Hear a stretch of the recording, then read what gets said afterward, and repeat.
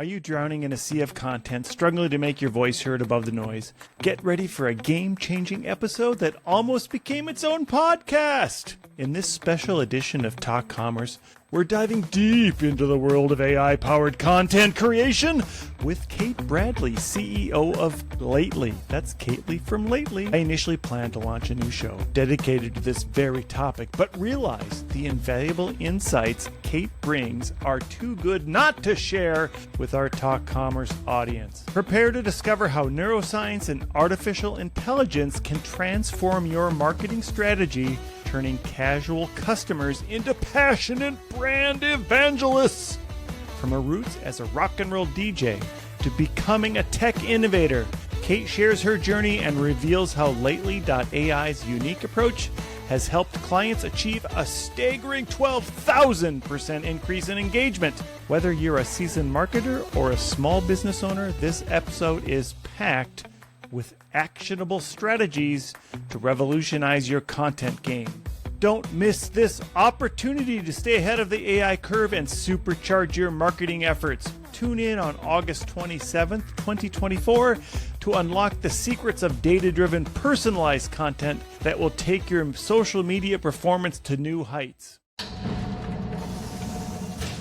You're listening to Talk Commerce. Subscribe and download at talk-commerce.com. Welcome to this inaugural episode of what I'm calling Content in Commerce, or Content in AI, or some variation of that. Today we have Kate Bradley from Lately. Kately from Lately. And we're going to talk about how machine learning is involved with content creation. So Kate, go ahead, give us an introduction, tell us your day-to-day role, and give us a passion that you have. Oh, Brent, I adore you, and certainly one of my passions is connecting with people online, which, you know, we're both so good at, and we've become friends, which is kind of amazing. But I am the CEO of Lately, and Lately leverages neuroscience-driven artificial intelligence to key into the exact messaging that'll get you the highest sort of performance in your marketing efforts wherever you are on social media. That's the short version, which is hard to do. And I'm testing it out. Let's see, any other passions? I'll tell you that. Okay, this is so crazy and snobby, but recently we've become caviar aficionados, but not like that. It sounds so terrible. Just trout roe or salmon roe, the kinds that are like bubbly that you can pop in your mouth, which is funny. And it, you know, you can have it over 3 nights, like a little jar of it with, we cheat and we don't get bellinis. We get brown rice crackers that are not salted, so it's a little healthier. And then they have, I live in New York, but we found Vermont creme fraiche, which I'm from Vermont, so yes. And you just like put a little dollop on there, put on your little spoonful of caviar, and then like dill or something like chives from the garden. And we feel super fancy. And we've been doing it like, I don't know, every couple of weekends, the last few weekends. Wow, that's cool. It is cool. IKEA used to have the version of some version of caviar. It wasn't called caviar, but it was a Swedish IKEA version. You had to assemble it; it came out flat. But in all seriousness, when they first opened, they had some kind of a version of that, and their market has completely changed. They opened and they had all kinds of Swedish stuff, and now it's just, you know, generic American stuff that's made in China. So they know us by now. Yes, yeah. Nobody bought the lutefisk, and nobody bought the God. Yeah. Who would? They did have lutefisk that first couple of Christmases in Minnesota. Anyways, they had lutefisk. Yeah, we saw it too. Was it in the tube? There was something in the tube. Remember? Yeah, what lutefisk is like a lye-based fish. It's horrible smelling. So yeah. Anyways. I've heard. So Kate, before we start, I would like to tell you a joke. This is my free joke project. All you have to do is give me a rating for the joke of 1 through 5. Okay, I have ready. A very, very poor joke today, but maybe we'll revisit a different one that I have later. But here we go. I'm ready. Why couldn't the green pepper practice archery? Because it didn't have an arrow. I'm going to Yeah. do a 4 on that one. Okay. Maybe a 4.5 because I really like puns. Yeah. And only on the delivery, I'm taking a point off on the delivery. Like, I think you could have paused a little bit before I'm just messing with you. I thought it was so great. So can I have that joke? Because I've been feeding jokes into Lately. Oh. Yeah. And they're dad jokes. So, like, that's just perfect to kind of like divvy up the results we give to people. Sometimes you just need a funny break to jump in there. And Yeah. so I'm going to write Absolutely. that down. It was a green pepper. Yeah. Wait, what would say it one more time? Why didn't the green pepper to what? Why couldn't the green pepper practice archery? Couldn't Because it didn't have an arrow. practice archery. I put these on TikTok, so I try to get them done in 15 seconds. Do you deliver Other- them? I'm assuming over video. Are you dancing through it? No, just like this. I would like to do a dad joke off. Yeah. So like, it would be great to. What one of the ideas that I came up with was, let's do a podcast for 10 minutes and just do joke offs, and then I'll edit the video down and just come up with a 30-second bunch of 30-second TikTok versions. So I love it. each person has to come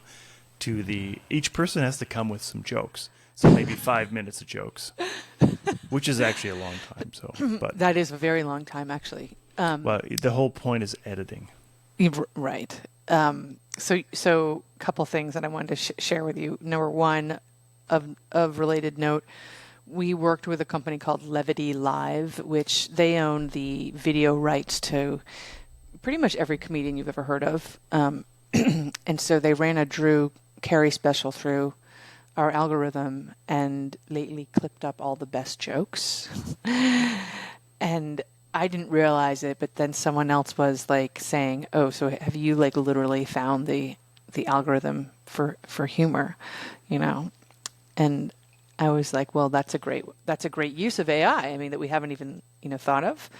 But then the counterpoint to that, my husband was reading an article, I don't know where it was, yesterday, that said the people who are leading the AI movement or in creating companies are, for the most part, liberal studies majors, which I was, because the one thing AI can't replace is the creativity, right? Which is where joke telling also comes from, and the delivery, I think. Yeah, I think the problem that I see right now with content creation and AI for in the creative process is that it does just water everything down. Grammarly is a great solution for helping you with grammar, but it also makes your text extremely bland. Yeah. And it wants to take out all the little nuances that make you who you are. So I do agree, and I'm very fascinated by all these new private models that are coming out for AI, and I did find somebody that had come up with if you Google AI private model or AI model that you can download and run on your local machine, there is a solution out there. It's just a paper somebody wrote. Like nobody has gotten past the point of finding that. And if you ask like ChatGPT or Claude or any of the models, give me some good jokes, they'll give you horrible jokes. And I have great examples on my Talk Commerce website of horrible e-commerce jokes that were written by ChatGPT. Yeah, it can't read the room, right? And neither can Grammarly, right? So Grammarly's boss is Emily Post, and Emily Post hasn't evolved. She's still back in those old kind of ways, elbows off the table, all the things. That's kind of like segue, but I was just thinking, I'm about to get on an airplane this week, and remember, we used to dress up to go on the airplane. My husband still does. He always wears a suit. He always looks really super nice. That's because they always frisk him at the TWA thing for some reason. Like, he always gets flagged, wanded. I usually wear something nice looking, but like athletic, because I want to be able to open that emergency door in case I have to throw someone out it or whatever. But like what I can't, and I'm sorry if I'm offending you or anybody else, what I can't get over right now is wearing pajamas to the airport. And sometimes people are wearing their blankets and flip-flops, and you're like, good God, have you no sense of, like, these are strangers, you know? Yeah. Is that old? I'm old. I mean, I used to fly to Europe more, and if you were to sit in, not that I would sit in first class very often, but there would be lots of people that would actually change into pajamas, and then as you're landing, they'd change back into the regular clothes. There you go. That's totally reasonable. I now fly a lot to Hawaii, and we don't do a long haul flight, but I do wear socks with my Birkenstocks as there my you go. dress up. That's allowed. Yeah, that works. That's you never allowed. know when you have to flip off your flip flops, and you got to walk through TSA with your bare feet. That's disgusting. Yeah, I'm totally with you. Anyways, I'm always astonished. Like the people watching is just like slob. It's slobs. Everybody does a slob, you know. And there's anyways that someone that's I don't know if AI can help us with this at all, but the dignity I think we need to retain as humans for sure. Part of that, on the AI note, comes with the ability to analyze what it's doing and to make sure that it is representing us or you or, the work you want it to put out for you in a way that's appropriate for whatever your audience is. And I think that's the challenge, right? That's where the human still must lead and fill the role. However, as you well know, the slobbiness spills over here as well because people are like, fuck it. Let's just, whatever that thing said, let's just do that. Yeah, I think that laziness, and so I want to drill in on a couple points today for AI and content. The first one is like you were saying, the laziness in AI content, and then the laziness in human editors as they look at it. I think that's a big problem. And then obviously the content generation and creativity is the next one. I think what your solution has been around for a long time. Yeah. Can I say it's been around for 10 years? 10 years. Yeah. Hard to believe. Right. A decade. Yeah. And that was before the Gen AI thing even became a buzzword.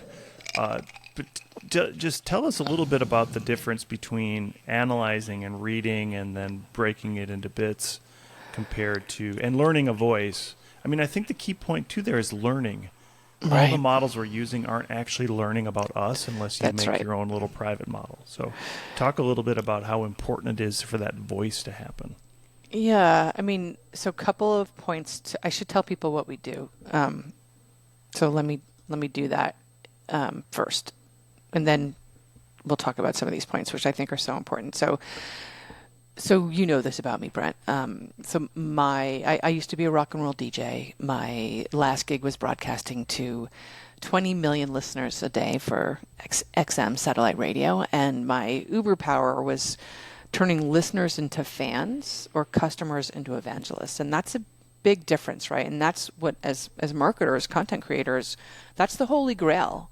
We want to get stuff done. We want people to do what we want them to do, click, buy, share, like, whatever. But then if you can get the beyond, like the Bed Bath & Beyond, right?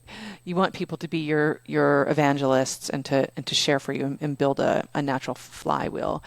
And I started to learn about the neuroscience of what makes that possible, at least in listening to music, and then I was able to understand what that did with writing as well. So when you become a voracious reader, how do you become so involved in the story that you feel like you have an ownership of it? And there was a parallel that has to do with the theater of the mind in these two instances, right? So when you're listening or when you're reading, your brain has to fill in the blanks. It's not the case with video, right? Video, you just give everybody everything and they lie back and it washes over them, and that's why we veg out, quote unquote, right? But so for the theater of the mind to kick in, your brain has to access memory, emotion, and nostalgia to sort of kick in there. And similarly, when your brain listens to a new song, it's running down every other song you've ever heard in this quick moment, and it's trying to find, okay, well, what are the familiar touch points so I know where to log this new song in the memory of my mind. And when it does that, guess what? Same deal. Nostalgia, memory, emotion, same parts of the brain. So there's a connection about that powerful feeling we get. And then the third thing I started to think about was like, all right, well, when Brent writes me an email and I read it, I'm actually hearing his voice in my head. And his job is to convey his voice. Like, I have resting bitch face in email, so I have to use like a lot of emojis, capital letters, italics, that kind of thing. And what I'm doing when I'm writing is I'm trying to figure out, well, how do I trigger nostalgia and memory and emotion in my writing to have this same strong feeling of ownership and connection happen in the conversation. So Lately does that. Its job is to identify what messaging will get you these sort of outcomes. And specifically, we work on social, and it is a private database, and all those kinds of things. So the analytics piece we were just touching on is so important, because when the results from the AI come out, if you can't tell it if it's done a good job or a bad job, thumbs up or thumbs down, then it can't possibly learn, right? And similarly, I like to think about like a calculator. Look, I have one. I actually don't use a phone. I have a calculator because I like the buttons. But when you type something into a calculator and the result comes out, you need to be able to know how to do long division, essentially, so you can make sure the answer is right. So you didn't, your big thumb didn't hit the wrong button, kind of thing, right?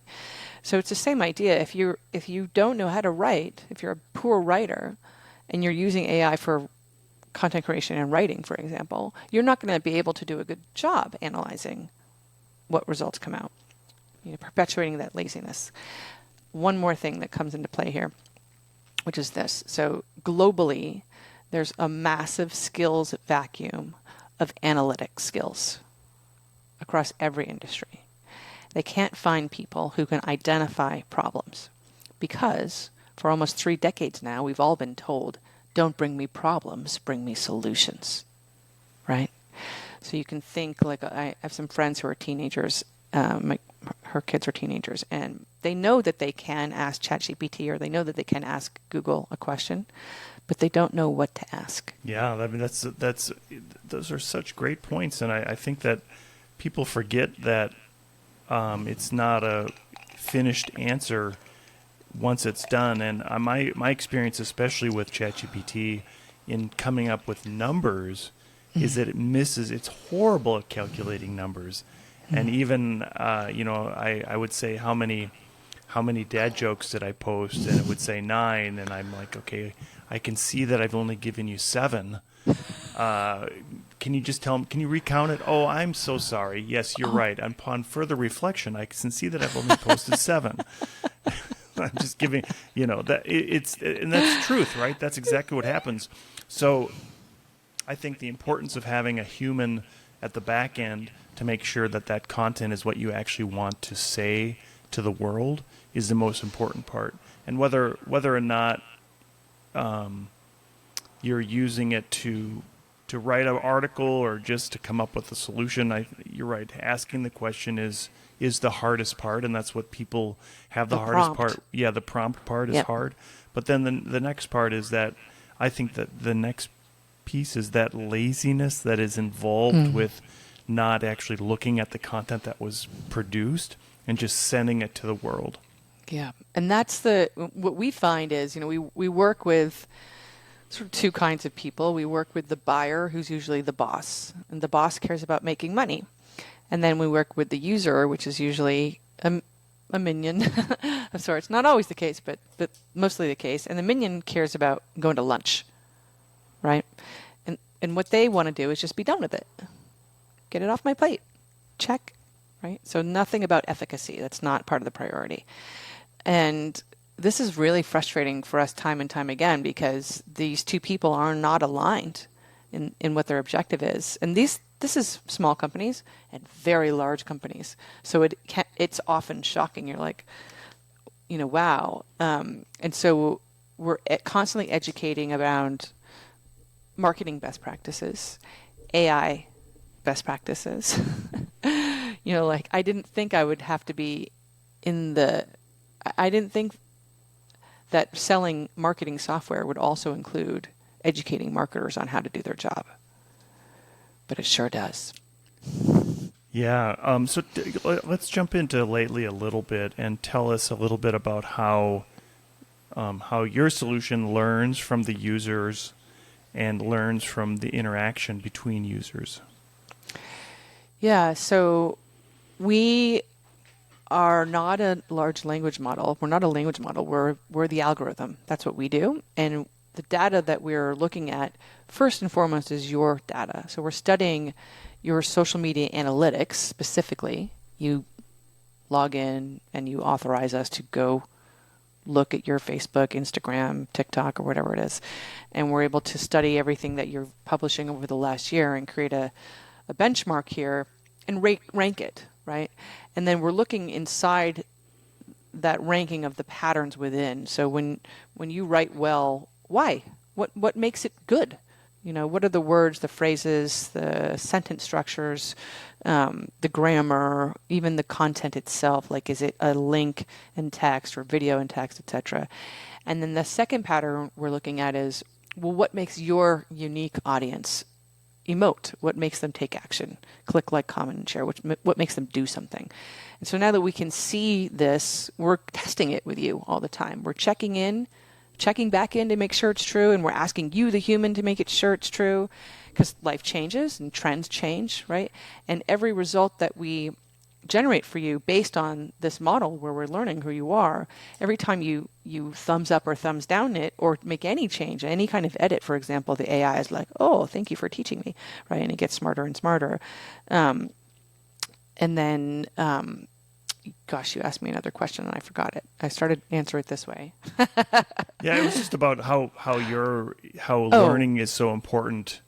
And taking from different data sets, right? Yes. Yeah. Okay. So the second place, so you are the first, you're my customer, so you're the primary source of energy of learning. If you're not so good at what you do, then we go to a couple other places to help you out.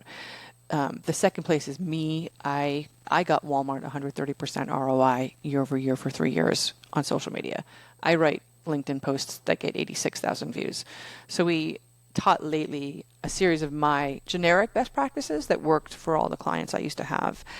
And it will bolster your content with my best practices. And again, you have the option of being like, I don't like that, or I do like this, right?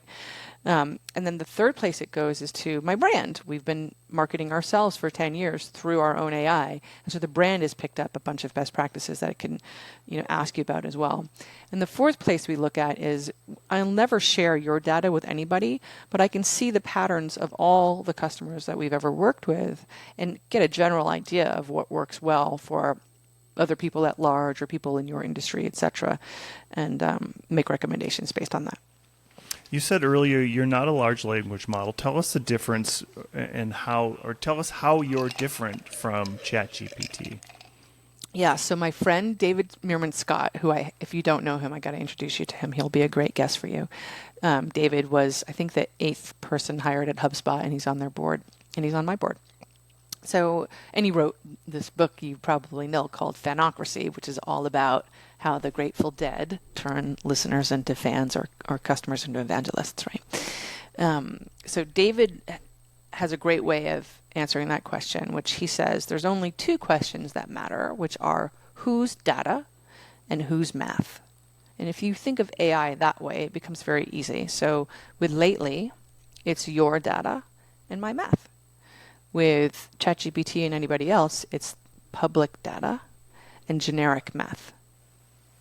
Right? So it's impossible for there to be any customization at all.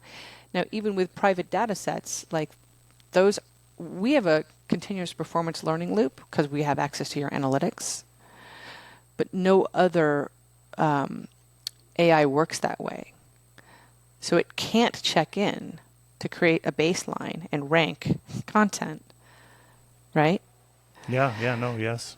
So that's the difference is like, and this is in part some of the laziness is because people, it's such a shame, Brent, people communication is who we are as humans. This is a basic function like clothing and eating and shelter, right? We must be able to do it. And the whole world just raised their hand over the last 2 years and said, we hate writing. We hate it, which I already knew. I've been doing this for 10 years. But I mean, it's overwhelming. And so I am concerned that we're going to be like going back to, I always think of Ringo Starr and Caveman. Like, are we just going to start grunting at some point? You know? I mean, Jesus. But this, the difference is you have to ask yourself, what do I want to get done? How effective do I want to be? Now, the basics are take out the trash, do your homework. Don't forget to pick me up a beer, buy my stuff, right? These are all communication is about getting people to do what you want them to do. And when we forget that, then it's a non thing, right? So when marketing becomes creating, not even becomes, this is already the case. It is creating content for content's sake. Those who succeed know that's not the case. They're out for communication. You know what I mean? So anybody's doing it so if you're typing into ChatGPT or whatever, like write me 80 social posts on great or bad dad jokes, I don't know, and analyze it for me. Great. I mean, you'll get some content and it might be really interesting, but you'll never know if it's going to be working for your audience because there's no way for anyone to know. Yeah, no, that's good. That's really good, and it's sort of like Groundhog Day, unless you're unless you're giving it some instructions up front in your prompt every single time. You are essentially starting over or starting with a newer model, and I think a lot of people have seen that, especially with ChatGPT, that it does change a little bit over time. Sometimes it gets a lot worse, and sometimes it's better, and it's never consistent. I think that's the key, right? It's not consistent. Yeah. Well, there's all these dummies using it. Sorry. But a lot of people are putting bad information or bad prompts into it and making it stupider. Yeah, that's another really good point is that because it is such a large language model that it is so dependent on what people are putting in, and as they keep updating it, and there's some public forums where you can actually see when that cutoff dates are for some of these large ones, that input is now also connected to something that happened 3-4 months ago. I think maybe right. ChatGPT is March of 22 or 24 or something, or maybe it's 23. I don't know. But the point is that it is essentially old data that somebody's been putting in, and it's not going to learn what you're giving it. And that, I think the difference is what you've been talking about is that you're continuously learning, and you're starting with your base set of information that Lately has fed it, as opposed to the whole world feeding it. Yeah, because I think what we're all doing is we're making an assumption that, and we've already made this assumption, that crowdsourcing knows best, right? That's the assumption. Crowdsourcing versus curation. And the pendulum swings both ways, right? So, yeah, crowdsourcing can be great. It can be very democratic. You can get lots of different kinds of points of views, all very, very valuable. But then curation has its own set of values as well. I mean, you get usually it's much higher quality. Someone who's become an expert on this thing. There's a trust factor there, and you're getting a real opinion. You're getting that je ne sais quoi. You're getting the human sort of taste there, that individual thing. The difference I see in radio, for example, is a good one. Radio used to be a thing, people, by the way, which is you develop a relationship with the curator.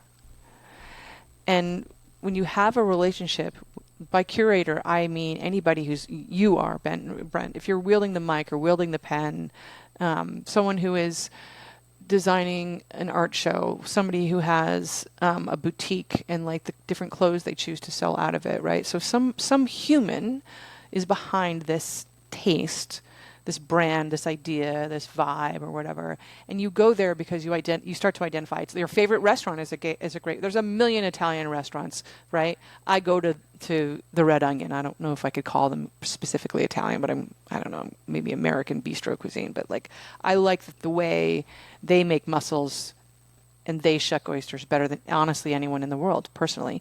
And I'll go there for the rest of my life, right? And I'm glad to pay a lot of money to be there because I trust that it's always going to be wonderful and they're always going to be nice and make me feel special and all the things I want to feel. And so you can't get that from Spotify, right? And I use Spotify, but I'll never get that. And so the question is how much, again, food is a good thing because we went to fast food and then slow food, right? So it was like, oh, fast food is great. It's fast, but it's not very good for you. And so we're back to slow food, even though it can be a pain in the ass and very expensive, but people want this feeling, and COVID showed us we're all willing to pay quite a lot for that now, right? So AI will have the same, everything goes this way, right? Everything will have the same kind of idea. I think people need to be, they just need to be educated. We have this thing that we're fighting against, Brent, and you know it already, which is people think that AI is like a human. They can talk to it like a human. They just think it's a super smart human.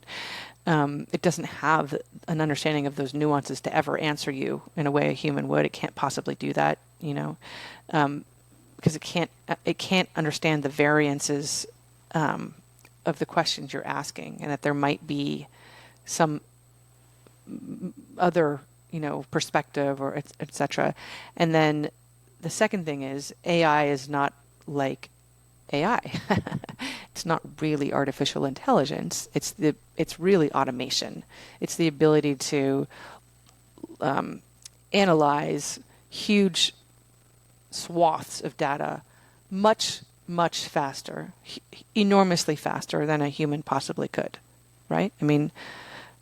I can't go through that many dad jokes. There's no possible way.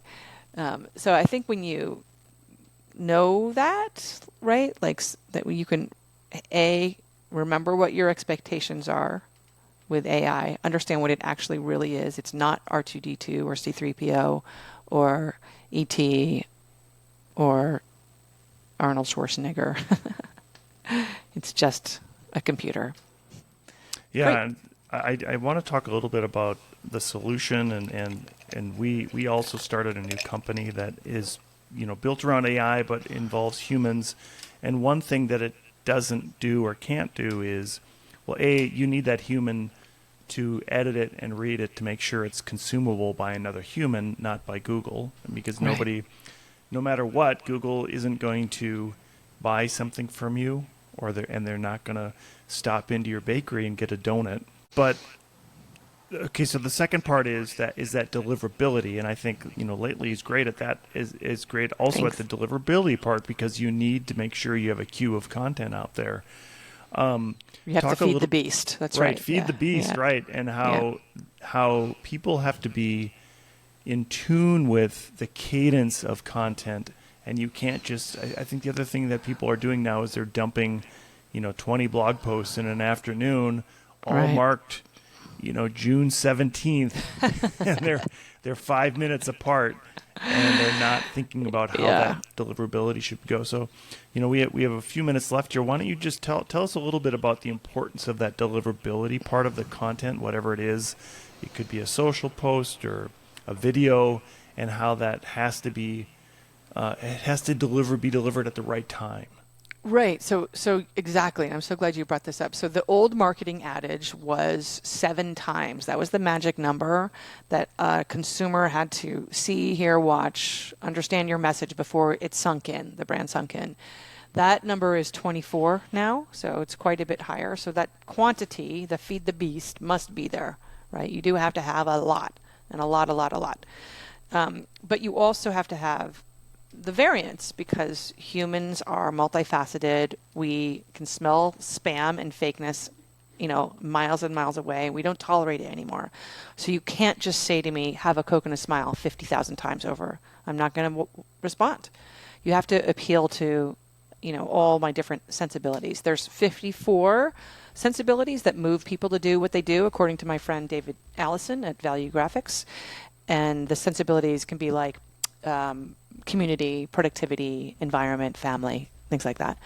And just point and proof, like you have to alter your message in that way. So what Lately is doing is it's actually analyzing the content that you're bringing to it. And it's looking for those multifaceted messages and then lining them up for you so that you can, hit people, in all those different ways. But the second thing it's doing is it's taking a page right out of Chris Anderson's book, The Long Tail, and helping you find the right cadence and drip feed, as you were pointing out, of when is the best time to, and be able to adjust that time, to hit people kind of with your message. So it's the quantity we talked about as well, and as you pointed out, the sensitivity of like, when do you unleash that quantity, and how can I know it's so people want to just automate everything, but like, let me tell you one story if I haven't told you before this.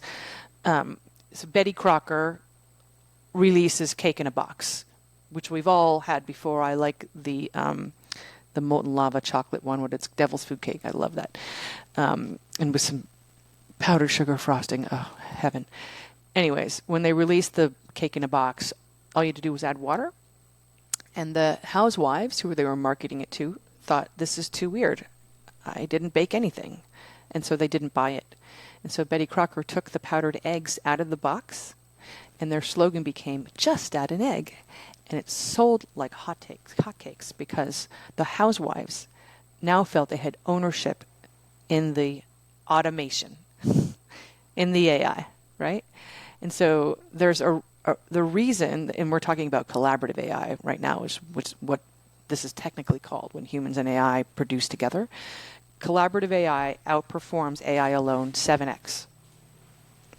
There's a reason why we want you to make an effort as opposed to make no effort, because the results will skyrocket, like Cake in a Box. Yeah, that's fantastic. And I live right across the street from the General Mills headquarters. Do you? Not across the street, but very close. Amazing. Yeah. So can you smell all the no, foods? it's just a giant office building. Oh. They have a test center, like they have a skunk works or whatever they call it. They don't call it skunk works in the food business. I wonder why. Right, no. All right, so before we close out, I want to give you a chance to do a short little pitch about Lately. Tell us how we find you. Tell us why we should be using it. Tell us your differentiator. Thank you. Yeah. That's so nice. So we're Lately.ai. We are, again, in the business of finding the words that will make your customers do what you want them to do. And our customers enjoy, on average, 12,000% increased engagement, 245% more clicks, 80% cost savings, on and on, because it's AI, right? And we're really sort of proud of that.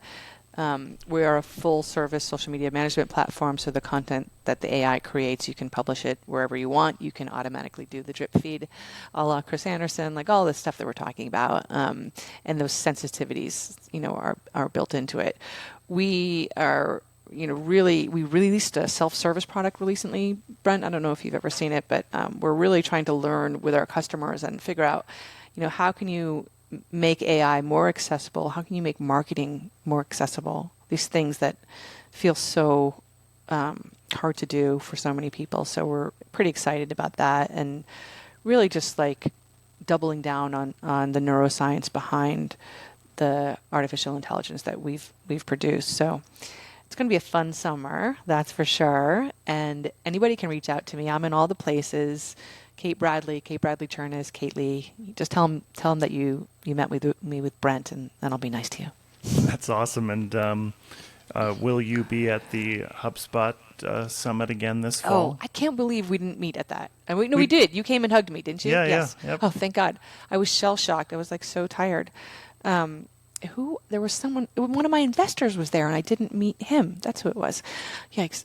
I will not be at Inbound this year. I'm going to France on a vacation that I haven't taken a vacation where I took a vacation on the vacation in 5 years. And I'm going to do that this year. And I just started Duolingo to resurrect the French that I learned in school. And I'm taking a lot of notes about how I can steal their software ideas and put it into my own, because it's so great. Yeah, I have Duolingo Max. And me too. I keep thinking it's gonna, and I have a 7-year streak, and Wow. I can still barely speak. I have a good vocabulary because I do it every day, obviously, but I don't. I think the next key it is part of that collaboration. You need to actually practice it with Yeah. humans, not a phone. But So you're on anyways. Spanish, so we can't practice together. Damn it. Yeah, sorry. Well, Next time. that's my all right. next language. I'll work on that. Perfect. Kate Bradley from Lately.ai. It's been such a pleasure. Thank you so much for being here. I love you. Thank you. Talk Commerce is a production of Content Basis LLC. For more creative content, go to contentbasis.io.